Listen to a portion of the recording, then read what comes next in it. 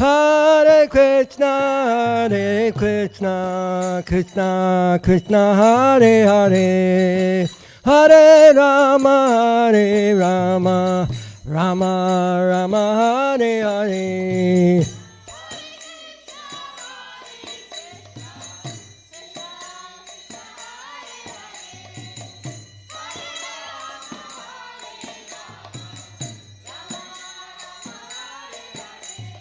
Hare Krishna, Krishna Krishna, Hare Hare, Hare Rama, Rama Rama, Hare Hare.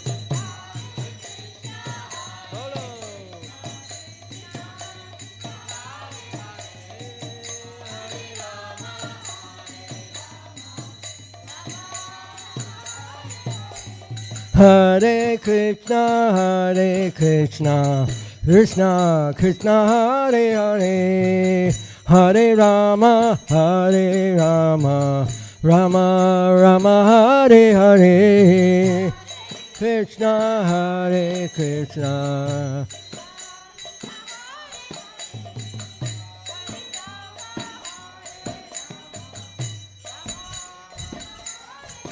Hare Krishna, Krishna Krishna, Hare Hare, Hare Rama, Rama Rama, Hare Hare.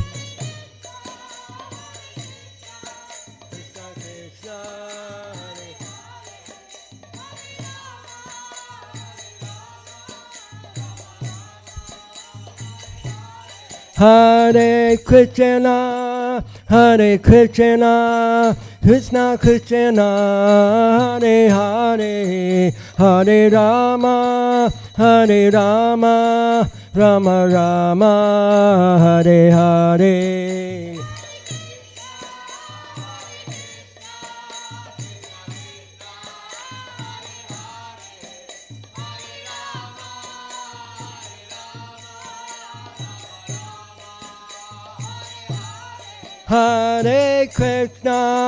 Hare Krishna, Krishna Krishna, Hare Hare, Hare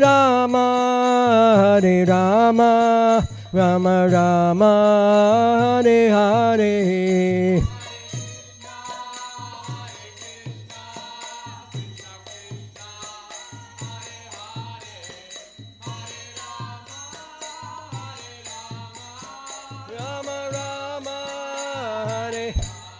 Nitai Gaura Hariba, Hariba, Hariba, Nitai Gaura Hariba.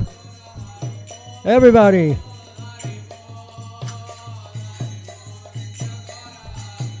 Jaya Radha Kalatandi Radha Kalatandi Radhe.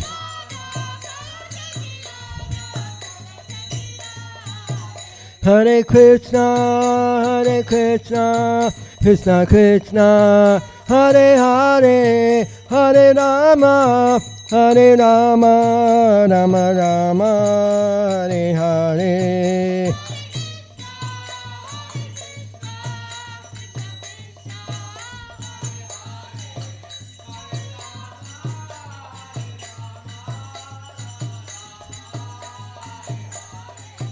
Jaya Prabhupada, Prabhupada Jaya, Prabhupada Srila Prabhupada.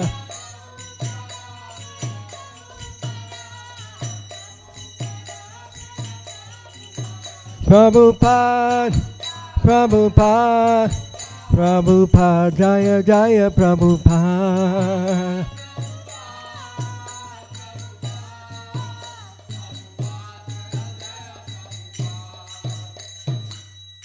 Go Premanandi.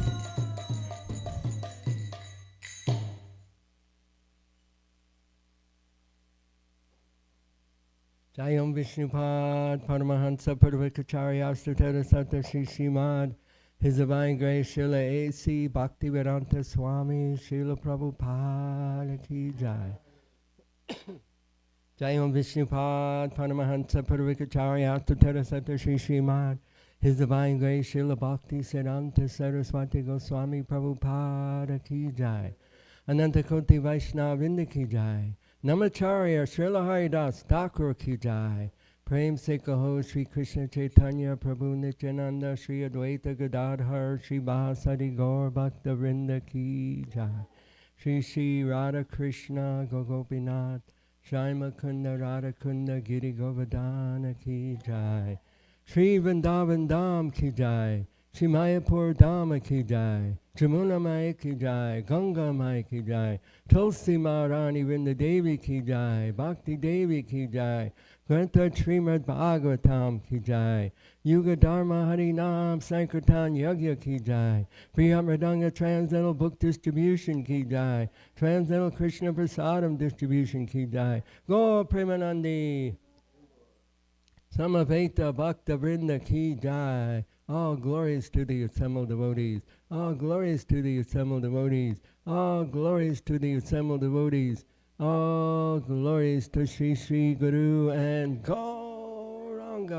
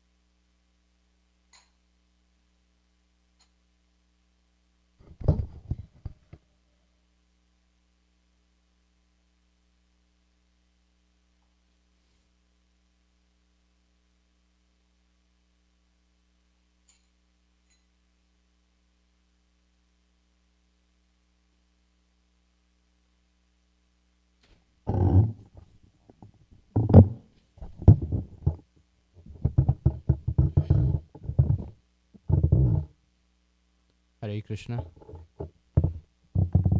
Welcome to Sri Sri Radha Kalachandji Temple. Today is January 26th and we are reading from Srimad Bhagavatam. We are reading Canto 10, Chapter 4, and today we will do text 8 through 13 and we'll discuss 13. Is that right, Mansi? So we'll start with the bhajan and then we'll go into the discussion and reading.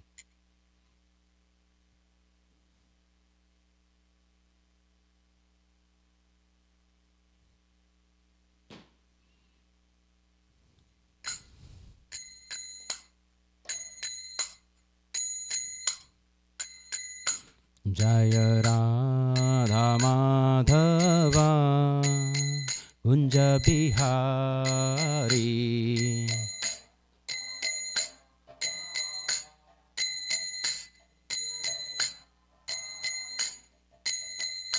जय राधा माधवा कुंज बिहारी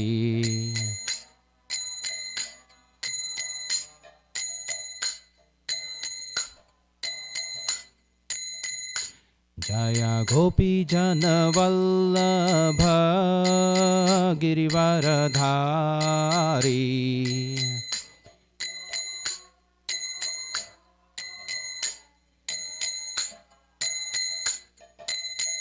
यशोदानंदन ब्रज जन रंजन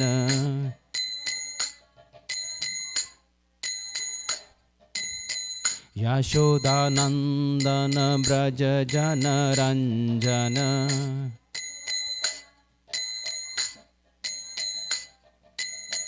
यमुना तीरा बनचारी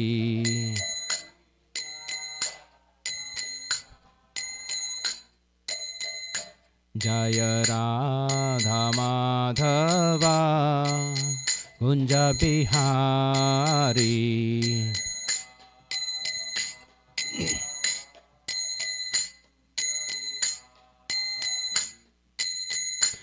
हरे कृष्णा कृष्णा कृष्णा हरे हरे हरे राम राम राम हरे हरे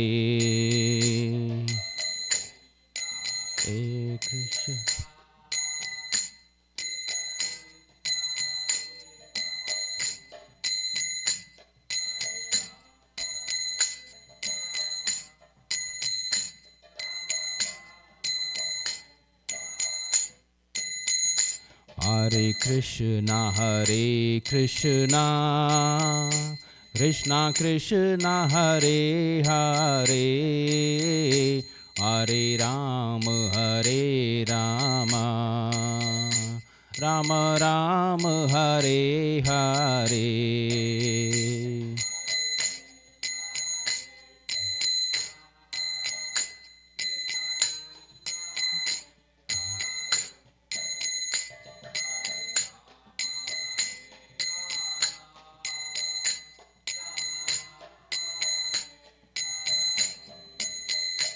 जय राधा काला चंजी राधा काला चंजी राधे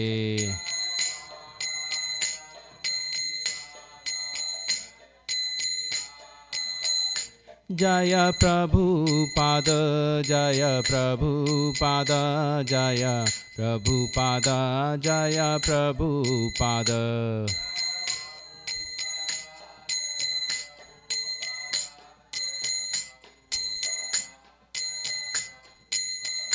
जय गुरुदेवा जय गुरुदेवा जय गुरुदेवा जय गुरुदेवा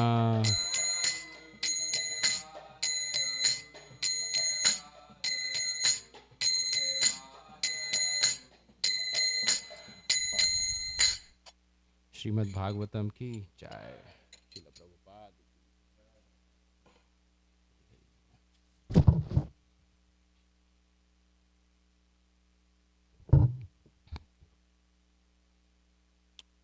We'll start with our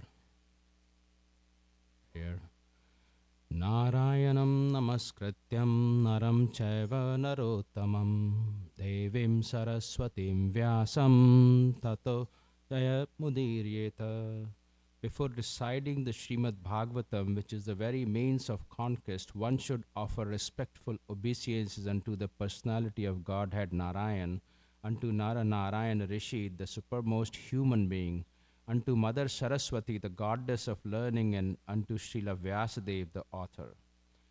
Nashtaprayeshu bhadreshu nityam bhagavat sevaya Bhagavatam uttama shloke bhaktir bhavati naistiki By regular attendance in the class on the Srimad Bhagavatam and by rendering of service to the pure devotee, all that is troublesome to the heart is almost completely destroyed, and loving service unto the personality of Godhead, who is praised with the transcendental song, is established as an irrevocable fact. So today we are reading 10.4.8 through 13. The chapter is the atrocities of King Kansa. Should we start from text 8? Somebody wants to read, please. Text 8. Having uprooted all relationships with his sister because of intense selfishness, Kamsa, who was sitting on his knees, grasped the newborn child by the legs and tried to dash her against the surface of a stone. The child Yogamaya Devi, the younger sister of Lord Vishnu, slipped upward from Kamsa's hands and appeared in the sky as Devi, the goddess Durga, with 8 arms, completely equipped with weapons. So this the only purport is there in text 9 and then 13. So if it is okay, we can read. It's a small purport.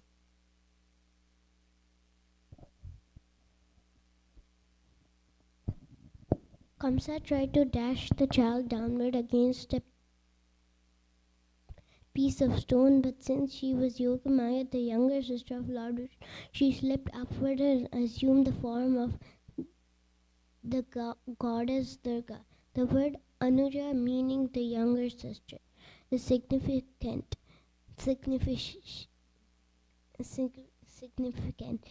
When Vishnu or Krishna took birth from Devaki, he must have simultaneously taken birth from Yashoda also. Otherwise, how could Yogamaya have been Anuja, the Lord's younger sister? Thank you.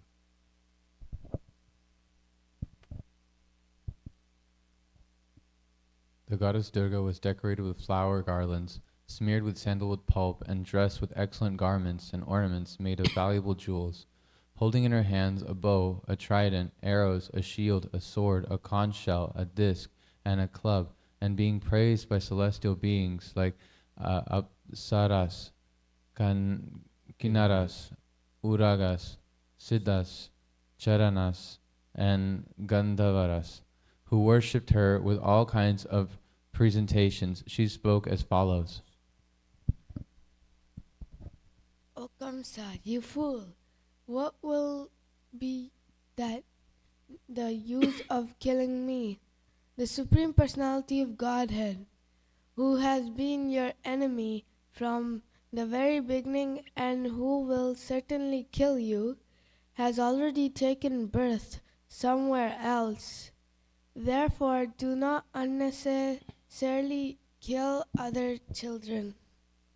Thank you very much. So we'll read now text 13. Om Namo Bhagavate Vasudevaya. Om Namo Bhagavate Vasudevaya.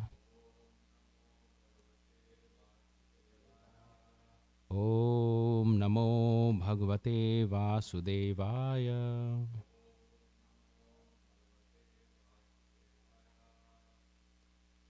Iti prabhashyatam devi Maya Bhagavati Bhuvi Bahunama Niketeshu Bahunama Bhabuvaha Iti prabhashyatam devi Maya Bhagavati Bhuvi Bahunama Niketeshu Bahunama Bhabuvaha.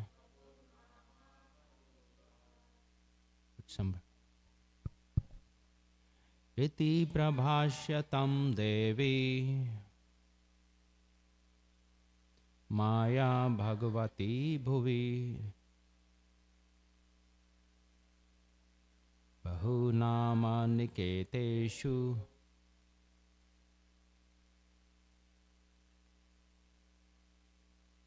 bahunama babuvayah iti prabhashyatam devi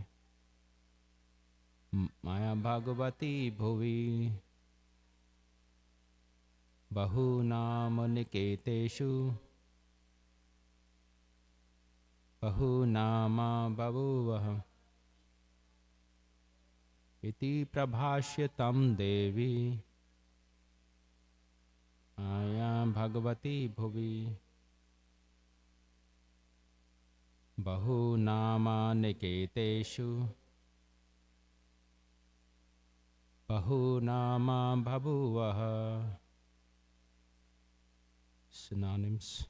Iti, in this way, Prabhashya addressing Tam Kamsa, Devi the goddess Durga, Maya Yogamaya, Bhagavati possessing immense power like that of Supreme Personality of Godhead,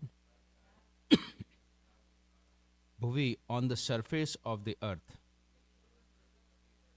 Bahunama of different names, Nikiteshu in different places, Bahunama different names, Babuva become, Ha indeed. Translation. After speaking to Kamsa in this way, the goddess Durga, Yogamaya, appeared in different places such as Varanasi and became celebrated by different names such as Annapurna, Durga, Kali and Bhadra. Purport by His Divine Grace A.C. Bhakti Vedanta Swami Srila Prabhupada Ki Jai. The goddess Durga is celebrated in Calcutta as Kali, in Bombay, now called Mumbai, as Mumba Devi, in Varanasi as Annapurna, in Cuttack as Bhadrakali, and in Ahmedabad as Bhadra. Thus, in different places, she is known by different names. Her devotees are known as Shaktas, or worshipper of the energy of the Supreme Personality of Godhead, whereas the worshipper of the Supreme Personality of Godhead himself are called Vaishnavas. Vaishnavas are destined to return home back to Godhead in the spiritual world, whereas the Shaktas are destined to live within this material world to enjoy different types of material happiness. In the material world, the living entity must accept different types of bodies. Brahmanya Sarya Bhutani Yatra Udhani Mayaya. According to the living entity's desires, Yogamaya or Maya, the goddess Durga, gives him a particular type of body which is mentioned as yantra, a machine. But the living entity who are promoted to the spiritual world do not return to the prison house of a material body. Taktva deham punarjanma neti mameti so Arjuna. The word janma neti indicates that these living entities remain in their original spiritual bodies to enjoy the company of the Supreme Personality of Godhead in the transcendental abode Vaikuntha and Vrindavan. Srila Prabhupada Ki Jai.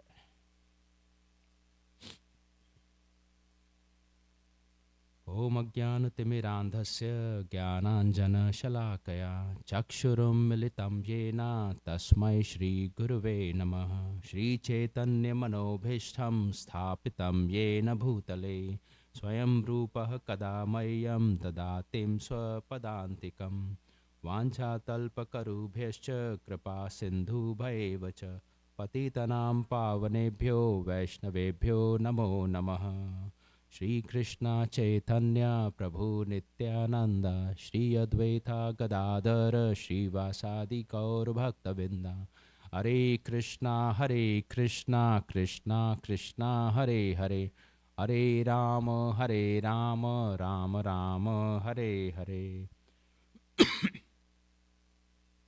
So last was the Saturday, Mataji, you spoke, right? We heard the wonderful details from our Grace Vrinda Sevika Mataji. And we can continue. It was such a beautiful pastime. I was hearing you on YouTube. And thank you, all the Mahabhagavats who are sitting here. I have absolutely no qualification to speak on Srimad Bhagavatam, but I am grateful for the opportunity because it allows me to purify myself. So thank you very much. So one question that came to my mind as I was preparing, so what is the difference between Yoga Maya and Mahamaya? And Srila Prabhupada in purport referring to Mother Durga as Yoga Maya. And what is the purpose of these two energies? I think all of you already know. Both Yoga Maya and Mahamaya actually make us forget what? Krishna. Thank you. And what is the difference between the forgetfulness between Yoga Maya and Mahamaya?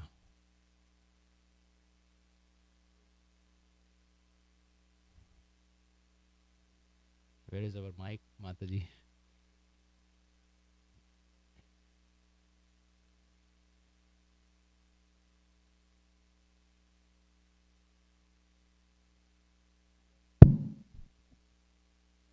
Yogamaya or Durga makes us forget Krishna, and Mahamaya makes us, in the spiritual world, makes us forget that Krishna is the Supreme Personality of Godhead. So the devotees there treat him just like an ordinary, their son, and they forget his opulence of Supreme Personality. So that is Yoga Maya. So Yoga Maya makes us forget, yeah. So, yeah, okay. No, your answer You is get right. confused. Yes, Yes. sorry. So the Yoga Maya makes us forget the opulences of Krishna so that we can love Krishna. And Mahamaya makes us forget Krishna completely so that we can enjoy materially and never go back to Godhead. But Krishna, Srila Prabhupada refers Mother Durga as Yoga Maya here. We'll discuss that, we'll try to understand. So I'm going to actually this is very interesting. Kansa was actually really scared and afraid as soon as that happens. And in that process, I'm going a little bit ahead to kind of make a context here.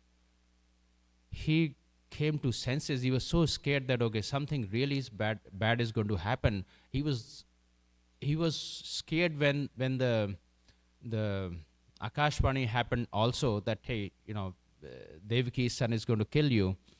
But at this time, he was very, very scared, and he came to senses, and he started justifying his actions by giving the Vedic wisdom back to Devaki, saying that, okay, this is karma, this is reaction, and I'm sorry, this happened, that happened, this is, destiny of those, forgive me, and things like that.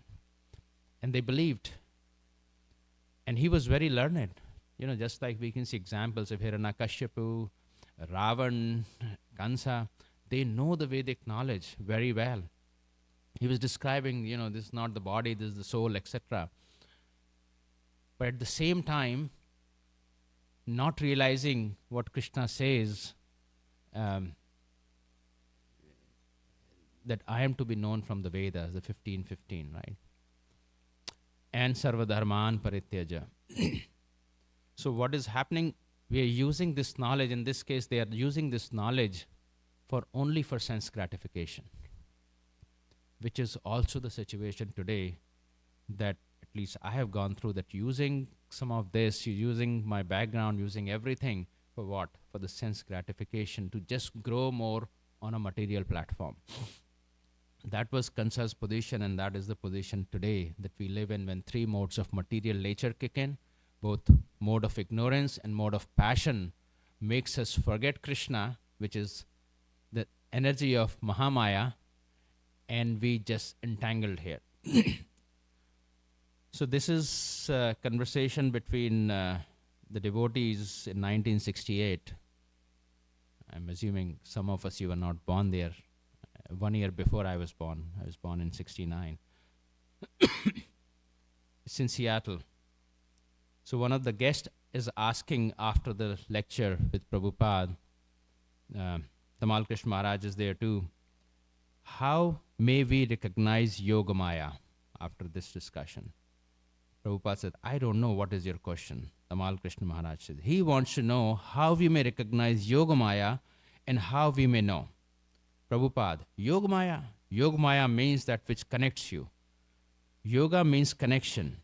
When you are being gradually advanced in Krishna consciousness, that is the action of Yogamaya. And when you are gradually forgetting Krishna, that is the action of Mahamaya. Then he says, Maya is acting upon you. The one is dragging you, one is pushing you opposite way. Yogamaya. So just like the example that you always under the laws of government you cannot deny. If you say, I don't agree to abide by the laws of government, that is not possible. But when you are a criminal, you are under the police laws, and when you are a gentleman, you are under the civil laws. The laws are there. In any situation, you have to obey the laws of government. If you remain as a civilized citizen, then you are always protected by civil laws. But as soon as you are against the state, and the criminal laws will act upon you. So the criminal activities of the law is Mahamaya. Threefold miseries, always putting in some sort of misery. And the civil department of Krishna, Anandam Buddhi Vardhanam, you simply go on increasing. I mean to say, depend on the depth of the ocean of joy. Anandam Buddhi Vardhanam. That is the difference, Yogamaya and Mahamaya.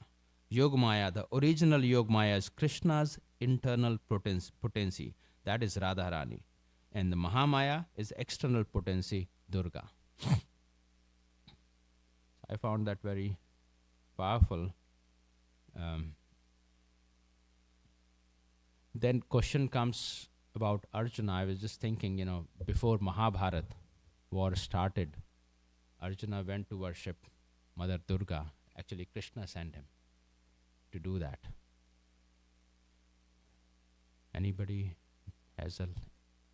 can enlighten why that happened and what happened during that time?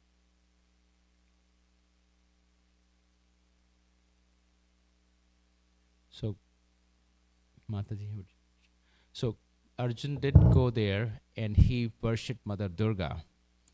And so the tradition is that most of the Kshatriyas, typically during the war or before the war, you must have heard the story of Shivaji's also, Jai Bhavani, etc., right? So slogans in Maharashtra. So that has been a tradition because you take the blessings from Mother Durga and get the power to fight the war. Arjun was Kshatriya. But at the same time, that was not the reason. Because mostly who goes to Mother Durga, who wants to enjoy the sense gratification, and Prabhupada says that, and we also see these days now, you go to Mother Durga because you want money, you want health, you want good wife, good husband, good kids, some opulence, right? And there is a process where the scripture describes a bona fide process, you get it, but what is the problem with that? We are materially engaged in the material world, going through the series of birth, old age, birth, death, disease, and that cycle again and again. So why did Arjuna go? Arjuna was in a perfect situation where he knew who is the Supreme Personality of Godhead. So here's another conversation. Upendra, Prabhupada, can you explain Mahamaya and Yogamaya? Was Arjuna under Yogamaya or Mahamaya? Prabhupada says, Arjun, when he was thinking in terms of his personal sense gratification, he was under Mahamaya. And when he agreed to execute the order of Supreme Personality of Godhead, then he was under Yogamaya. So we could say that, and I'm not saying because it continues. How is it Arjun? He was eternally liberated, Prabhupada, because he is a living entity, he is marginal. There is a chance of marginal means dash dash. I have explained several times, just like the land. Between the ocean and the land, there is a portion of the land which is sometimes merged within water, sometimes it is land. So a living entity's position is like that, marginal energy. He may be under influence of the Yogamaya, or he may be under the influence of Mahamaya. When he's under the influence of Mahamaya, that is his conditioned life. And when he's under the influence of Yogamaya, he's free. Chant Hare Krishna. So Prabhupada sometimes says this. One time he also explains, I don't have that lecture, I try to find it, that Arjun is eternally, he knows who is Supreme Personality of Godhead all the time. But what happened is that during the time when he did that ritual, she came, she talked to Arjun, and then she said, wherever you already have Narayan with you, so the victory is yours, there is no doubt. So she affirmed that she really, who is the Supreme Personality of Godhead? And that is Narayan. So I took it as the intent was that, my realization was that, intent was that even if you go to Mother Durga and approach in whatever mood, at the mood of to be under the material influence, or in the mood of that, okay, she is a devotee of the Lord and she's working under the guidance of the Lord. And that is how Arjuna went there and learned for all of us that Supreme Personality of Godhead is Krishna only. And so there was another very funny question answer happened. This was in 1976. Achidanand asked, so Durga is higher than Vishnu because Vishnu requires Durga to awaken him from the Yoga Nidra to kill Madhu and Kaitbha. So she controls him. So what did Prabhupada would have said? He said, yes, if I ask my servant that you ask them to get up at 7 o'clock, that does not mean. And then he started laughing. Meaning that Yogamaya or Durga, if she's given the service that, okay, you have to make sure, you come and wake up Vishnu at certain time, that does not mean that Vishnu is under the influence of Maya. That is, a lot of interpretations are like that, or the Durga is the Supreme Personality. And hence, the role is reversed. But it is like, we can tell somebody that I need to get up at 7 a.m. Please come and wake me up. That person actually is the servant of Krishna. So really coming back to two types of people that we know from, the chapter 16. What is it called? Yes, thank you. So we know Asuras and Devas are there. And they generally three modes of material nature describes the behavior of the Asuras and Devas. And from the history, we know that mostly people really go to Mother Durga for their sense gratification. And a lot of, I don't know if there are scriptural references or not, but a lot of places they even offer meat and do bali, etc. In different parts of the culture and region in India. Asuras mostly, if they worship, either they are atheist, or if they worship, they mostly worship Mother Durga.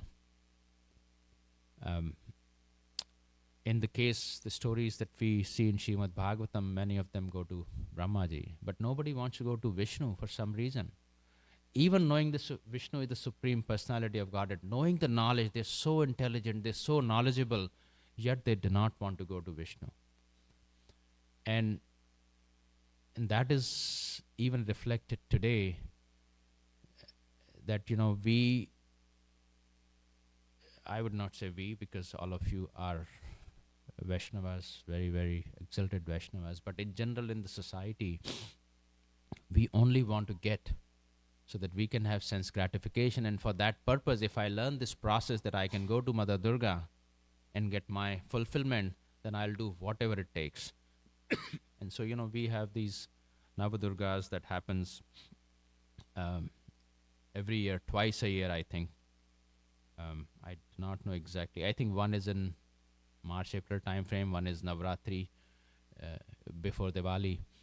And so a lot of people get engaged, but look at the activities, especially during the Navratri when the people do fasting for 9 days. But essentially, it is the mood that, okay, for 9 days I'm going to do this. In a way, it is good because it still brings people to the mode of goodness, and that is a good thing. But the intent is not the mode of goodness. Intent is that somehow I finish this, I get my list of 10 things, and then I go back to my business. And I have known a lot of people, after 9 days, they have this party. Okay, I finished it. Now I want to go back. Everything has to happen. In that party is all kind of 4 things are happening which are prohibited. And the intent of Navratri, which is, that whole Garba and the dance, etc., it has completely changed. It's completely changed. And, I can't describe here more. But essentially, it has become a place of breaking the 4 regulative principles now, pretty much, across the world. And that is the mentality of Kansa that we are reading today. I'm going to read a couple of translations, Bhagavad Gita, chapter 16. I referred to this one more time and previously, but this is something that is so close to my heart. Also allows in the preaching setting very well, which is text 13 and 15, Bhagavad Gita, chapter 16. The demonic person thinks, so much wealth do I have today, and I'll gain more according to my schemes. So much is mine now, and it will increase in future more and more. He is my enemy, and I have killed him. And my other enemies will also be killed. I am the Lord of everything. I am the enjoyer. I am perfect, powerful, and happy. I am the richest man surrounded by aristocratic relatives. There is none so powerful and happy as I am. I shall perform sacrifice. I shall give some charity, and thus I shall rejoice. In this way, such persons are deluded by ignorance. That is the mentality of Kansa, represented today also. I mean, we can have so many examples, and we can have such a detailed discussion on this one, that is actually the mentality that somehow I get into a position where everybody is cooperating with me only to my plan. And then I can run the country, I can run the office, I can run household, I can run something, but everybody has to cooperate, and then I will do some charity. Once I'm in that, I'll make some hospital, I'll do this, I'll do that, but I'm going to take everything else, everything for me first. And that is, such person are deluded by ignorance. Text 18, bewildered by false ego, strength, pride, lust, and anger, the demons becomes envious of the Supreme Personality of Godhead, who is situated in their own bodies and the bodies of others, and blaspheme against the real religion. And that is what was happening with Kansa. That he knew, he heard the, what do you call Akashvani in English, Mataji? I hope everybody knows Akash. Prophecy, yeah, thank you. Right? That Krishna will come, the Narayan will come, and is going to kill Kansa. He knows who is Vishnu, he knows who is Narayan, he knows who is Krishna. Yet, what is happening? Bewildered by false ego, strength, pride, lust, and anger, the demon becomes envious of the Supreme Personality of God. And that is what he displayed until Krishna took care of him. 19. Those who are envious and mischievous, who are the lowest among men, are perpetually cast into the ocean of material existence, into various demonic species of life. And so unfortunately, that is the situation today. from that time also, but today it is increasing more and more, that that whole envy is just creating this material world that we live in, where we are taught multiple things. One is sense gratification and how to increase sense gratification and how to be envious continuously. And then we are taught how to not be spiritual, whether it is, always I bring this, whether it is school education, whether it is media, whether it is, your work, whether it is relative, community, even where people are doing volunteer work, we are still learning only this, how to do sense gratification at some level. And just going through the cycle of birth and death, and nobody really is interested to learn this knowledge, even though it is available pretty much everywhere. 20. Attaining repeated birth amongst the species of demonic life, O son of Kunti, such person can never approach me. Gradually they sink down to the most abominable type of existence. So this is how actually the life is today, unfortunately, outside of SCON. And the reason I said outside of SCON means that, I've been part of various groups and organizations, just to understand the spiritual life and try to learn Bhagavad Gita at many places. Actually, nobody talks about following the 4 regulative principles. Nowhere. Almost nowhere. And only when we are in the setting of when we are having this conversation. And second thing is, question answers are not appreciated at most places. So you cannot really ask questions after a certain time. And which is the opposite. This whole Bhagavad Gita is the conversation of question answer between Arjuna and Krishna, and that is what Prabhupada is doing under the framework of SCON, that you can ask any questions. So that is not encouraged at many places. And if you ask questions, many times we are told that you can't understand, you're not there. Right? And that's it. So, you feel like you're a fool sitting among 100 people, and so you will never ask any question again. And so there is no question of making progress, because there's a whole aspect of understanding spiritual science is you have to ask questions so that you can understand. And that is what Krishna and Arjuna is doing, and that is what Srila Prabhupada has done. That is what other acharyas done. So, I think we can be extremely grateful to Srila Prabhupada. Not I think, we should be extremely grateful to Srila Prabhupada that he built this structure knowing how things are going to get worse in future. And when I see that, his vision, I'll give you an example that in my company, we spend millions of dollars to research that how do we grow people? How do we grow business and how do we grow people? And here Srila Prabhupada is giving this wisdom, a simple thing, please associate with devotees. Right? It sounds very simple. It actually sometimes becomes mundane in my mind that, association, yes, I'm here, I'm in Dham, it is association. But it is such an impactful thing that there's so much of research and money is spent, and then they conclude that if you want to grow on a material platform, you must find a mentor and you should learn from them, and so that you can grow, and this is how we are going to spend money for you to find a mentor. And again, it is all about sense gratification on that platform, but the point I'm trying to make is Srila Prabhupada, who comes and simply gives this knowledge, nobody wants to take it. After spending many millions and research, they conclude something similar but still on a material platform, and everybody accepts it. That is the nature of Kansa that we are into or see it outside. So all the 4 regulative principles.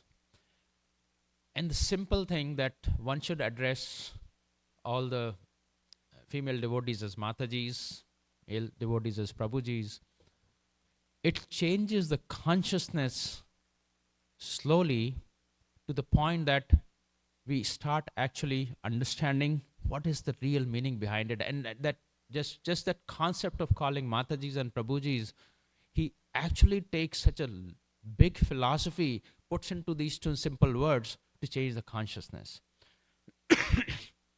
I was actually in Mathura, Vrindavan, and I was going to my hometown, Gwalior, which is about 3 hours from Vrindavan. And I was in train, and somehow I had a lot of luggage, so devotees helped me to push me in that, even though I had a reservation. So it was very much struggle for me in the train, and so there was very less space. So I kept my luggage. It was very close. It's a small ride. So I kept my luggage near the door. So I was standing. And so one very young Mataji came, and she boarded from Mathura. And she was not able to see. I was standing behind my luggage there. So I told her, Mataji, please be careful. The luggage is very close to the door. And she got very angry with me. She was very young. And I heard this, but this I experienced myself that, do I look like Mataji to you? So that shows how our mentality, which is more asuri or demonic, that we do not understand how to live life. I was shocked with that. I said, okay, I was quiet and I moved on from there.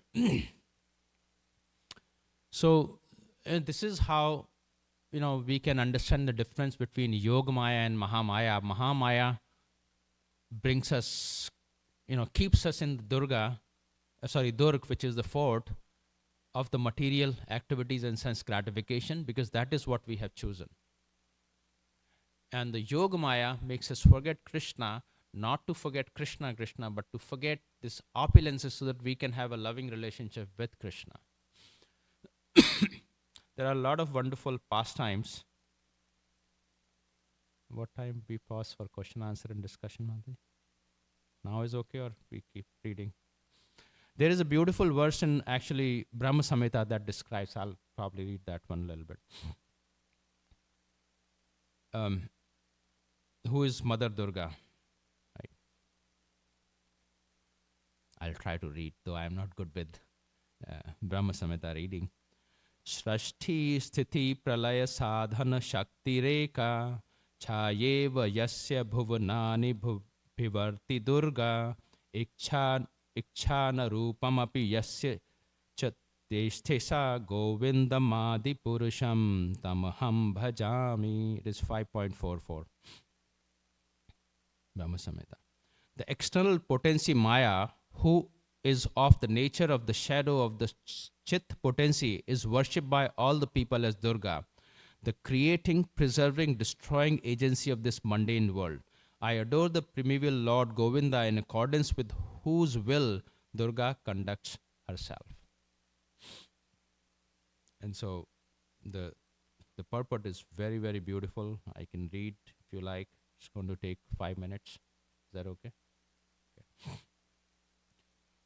The aforesaid presiding deity of Devi Dharma is being described. The world in which Brahma takes his stand and hymns of the Lord of Goloka is Devi Dharma, consisting of the 14 world, and Durga is its presiding deity. She is 10-armed, representing the tenfold fruitative activities. She rides on the lion, representing her heroic powers. She tramples down Mahishasura, representing the subduer of vices. She is the mother of two sons, Kartikeya and Ganesh, representing beauty and success. She is placed between the Lakshmi and Saraswati, representing mundane opulence and mundane knowledge. She is armed with the 20 weapons, representing the various pious activities enjoyed by the Vedas of the suppression of vices. She holds snake, representing the beauty of destructive time. Such is Durga, possessing all these manifold forms. Durga is possessed of Durga, which means the prison house. When jivas, begotten of the marginal potency, forget the service of Krishna, they are confined in the mundane prison house, the citadel of Durga. The wheel of karma is the instrument of punishment at this place. The work of purifying these penalized jivas is the duty devolved upon Durga. She is incessantly engaged in discharging the same by the will of Govinda, when luckily the forgetfulness of Govinda on the part of the forgetfulness of the Govinda on the part of imprisoned jiva is remarked by them by coming in contact with the self-realized soul, their nature, aptitude of the loving service of Krishna is aroused. Durga herself then becomes the agency of their deliverance by the will of Govinda. So it is behooved everybody to obtain the giddiness of grace of Durga, the mistress of this prison house, by appropriating her with the selfless service of Krishna. The boon received from Durga in the shape of wealth, prosperity, recovery from illness, a wife, son, should be realized at the deluding kindness of Durga. The mundane psychical jubilation of Das Maha Vidya, the 10 goddess or forms of Durga, are elaborated for the delusion of the fettered souls of this world. Jiva is the spiritual atomic part of Krishna. When he forgets his service of Krishna, he is at once deflected by the attracting power of Maya in this world, who throws him into the whirlpool of mundane fruitive activities, karma, by confining him in a gross body constituted of the 5 material elements, their 5 attributes and 11 senses, resembling the grab of a prisoner. In this whirlpool, Jiva has experience of happiness and miseries, heaven and hell. Matra sparshastu kanteya sitoshna sukha. 2.13, right? Besides this, there is a subtle body consists of mind, intelligence, and ego inside the gross body. By the means of subtle body, Jiva forsake the one gross body and take recourse to another. Jiva cannot get rid of the subtle body, full of nuisance and evil desire, unless until he is liberated. On getting rid of the subtle body, he bathes in the Vraja and goes to the Haridham. Such are the duties performed by Durga in accordance with the will of Govinda. In Bhagavata Shloka, the relationship between Durga and the conditioned soul is described. Durga, worshipped by the people of the mundane world, is the Durga described above. But the spiritual Durga mentioned in the mantra, which is the outer covering of the spiritual realm of the Supreme Lord, is the eternal maidservant of Krishna and is therefore the transcendental reality whose shadow, the Durga of this world, functions in this mundane world as her maidservant. That's how it is described in Brahma Samhita. So I'll stop here and have you all add more to this conversation, corrections.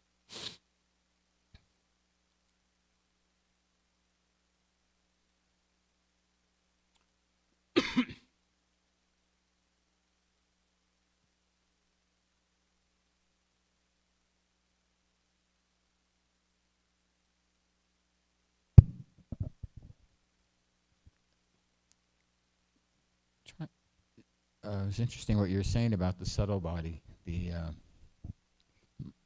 what we call mind intelligence and false ego. The other day at work, there's this one big African guy that always works on the truck. He's probably about at least 300 pounds, and he says, "I'm all muscle but no brains." So sometimes we hear, that the mind is, and then the intelligence constitute the subtle body. Sometimes people, they use the word brains to mean intelligence, or sometimes it means this particular lump of matter. So what's the difference, or what's the mind and the brain? What's the relationship between the mind, the brain, and the intelligence?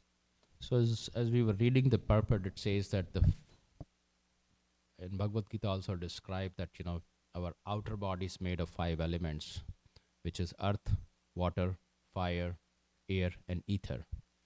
And that is all the gross body that we can see, including our organs, including the brain, which is made of these 5 elements only. So it is the gross element which is called brain, that's how I understand, which is made of these 5 elements, and at the time of death, these 5 elements merge into the 5 elements. Whether it is brain, whether it is, lungs, heart, liver, whatever it is all made of 5 elements. And the mind, which is part of the subtle body, which is mind, ego, and intelligence, this is really the repository of desires, where our desires are residing and our sanskars are residing from birth after birth after birth. We keep it there, it is stored there, and as we leave this body, subtle body goes with the soul. And based on the desires, we get another body, especially at the time of death. Whatever is our consciousness. So the idea is that how do we make sure, one is we desire the right thing, and second is that we have no material desires. And that is really the false ego comes into play, that everything that is sitting in our mind today is based on that false ego that I am this body and I am not the soul. And we create sanskar, birth after birth, only based on that false ego. And when we get the knowledge that false ego is destroyed, we get the real ego that I am actually eternal servant of the Lord, and then my desire changes.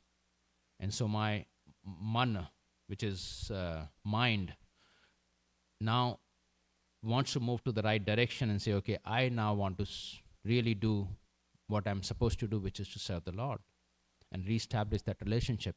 At that time, all the karmic reactions are destroyed, because now we take the full shelter of the Lord. Then we go back to Godhead. That is how I see the difference between the mind and the brain. Brain is a material part of the material body. 5 elements get destroyed. Is that okay, Prabhu? Thank you very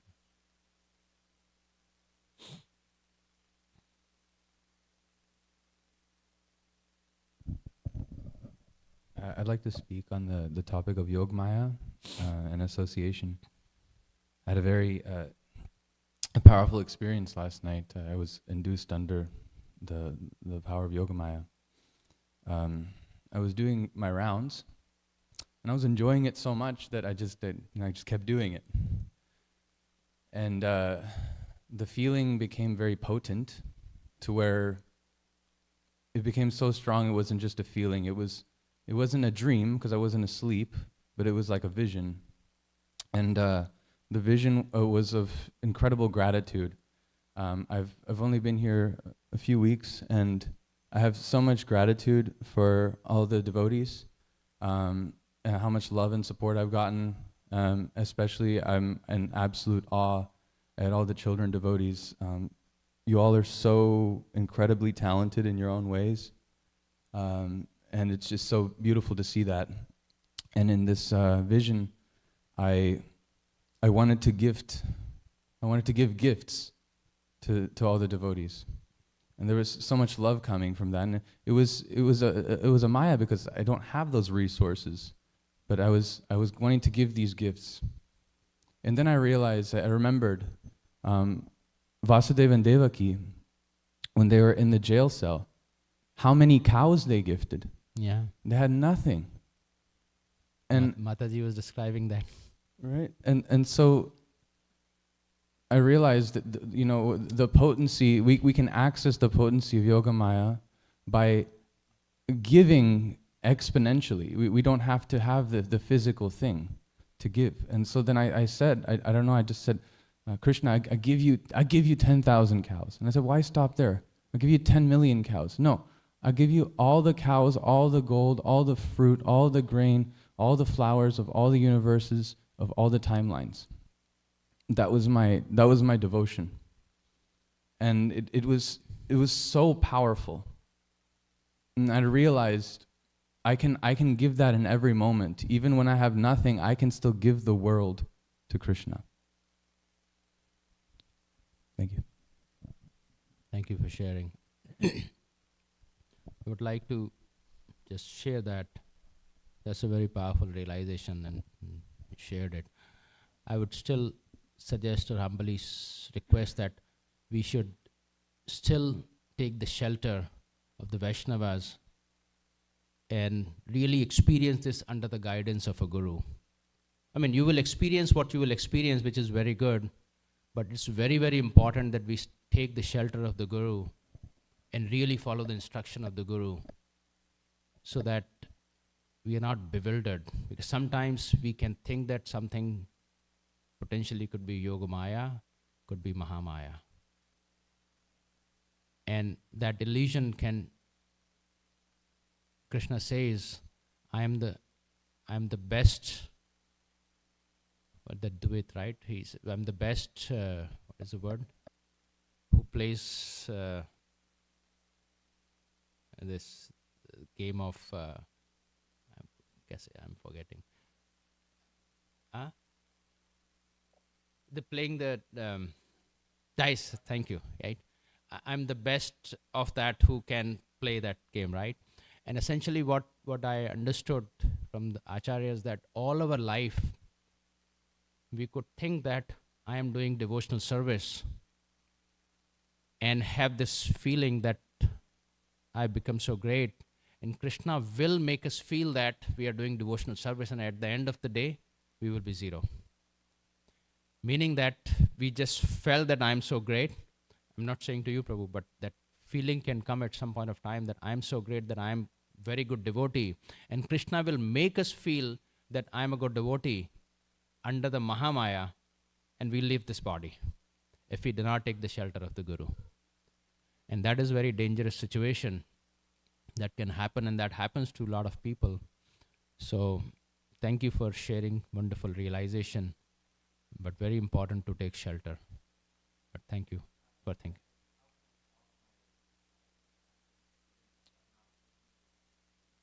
No, don't worry about it. Just keep chanting here. Keep chanting here. You're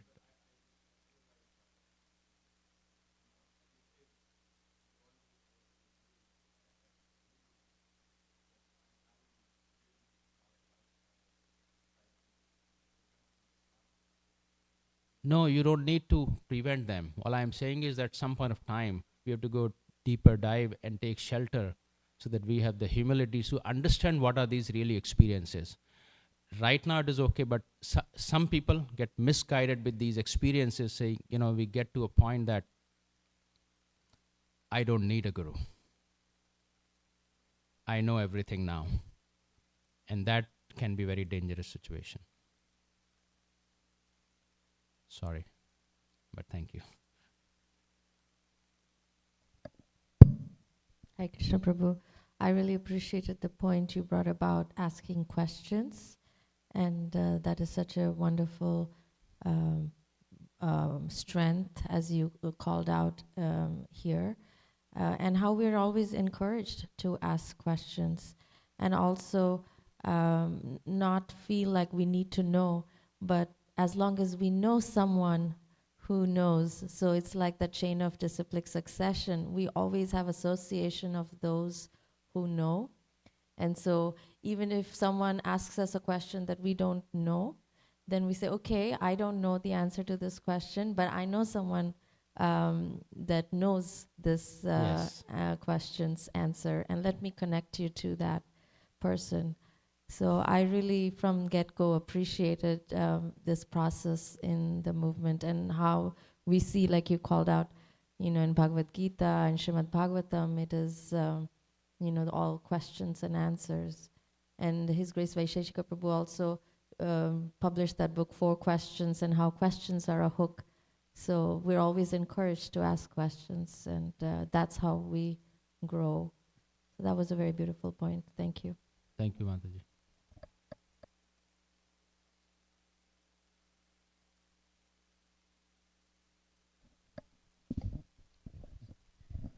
Hare Krishna Prabhuji, thank you for the wonderful class. I really look forward to your classes. because you keep the Prabhupada mood alive and guide us to the scriptures so nicely. So same thing, I really appreciated the framework of question and answers that you mentioned. And you said this, that in many parts, they will say, don't ask questions, because the real reason is they really don't have answers for the questions people would Yes. have, like who is God, like as simple as that. And what they do is they actually, the knowledge that they're passing is from the pratyaksh praman, like through senses what they are learning, and anuman, like what assumptions they are making. And when the next leader comes, they have new assumptions, and they have different philosophy. But Prabhupada has under the disciplic succession, we have just one philosophy, the absolute truth, which is just one. And one more thing, that outside people would think that when you come in spirituality, you don't use your intelligence, you're just blind, covered with blind faith. But on the contrary, scriptures actually build our intelligence. They actually build our reasoning. Anytime we can have a conversation with any person who's struggling, it is so easy for us to just quote something from Bhagavatam or identify with them, like what you're experiencing is so real because this world is full of suffering. And so what I mean to say is that this is how our intelligence is actually developed, as you were explaining the difference between mind and intelligence. And so Thank you wonderful very class, much. Prabhuji. Thank you so much. Hare Krishna.